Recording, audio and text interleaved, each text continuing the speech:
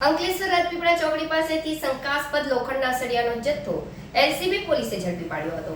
પોલીસે 3,24,000નો સામાન અને ટ્રક મળી કુલ 23,84,000નો મુદ્દામાલ જપ્ત કર્યો હતો।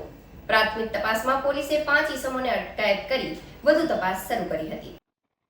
ભરૂચ એલસીબી પોલીસના પીઆઈ એમપી વાળાના માર્ગદર્શન હેઠળ ભરૂચ એલસીબી પોલીસ ટીમ મિલકત સંબંધી વણઉકેલ્યા ગુનાઓનો ભેદ ઉકેલવા માટે પેટ્રોલિંગમાં હતી। તે દરમિયાન અંકલેશ્વર ચોક્કસ માહિતી મળી હતી કે એક ટ્રકમાં શંકાસ્પદ લોખંડના સળિયા ભરી રાજપીપળા ચોકડી તરફ આવી રહ્યો છે।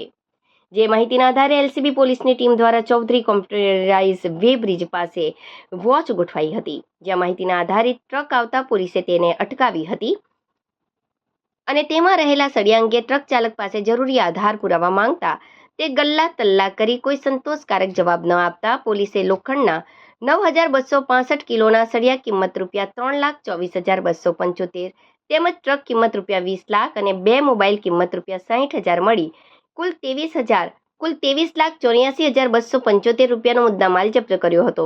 તેમજ પોલીસે ટ્રક ચાલક યશવંત સીતારામ આવસે અંતરસિંહ નરગભામે ભિલાલા બંને રહે બડવાની મધ્યપ્રદેશ તેમજ અંસાર માર્કેટના ભંગારના ગોડાઉન સંચાલક રામનિવાસ રામનારાયણ ગૌતમ સારંગપુર પોલીસ ચોકી પાસે રહેતા મનદીપસિંહ વિક્રમસિંહ રાજપૂત સાઈ ગોલ્ડન રેસિડેન્સી અનસ ઇદ્રીસી કુરેશીની અટક કરી અંકલેશ્વર જેડીસી પોલીસના હવાલે કરી 41(1) મુજબ ગુનો નોંધી વધુ તપાસ આરંભી હતી।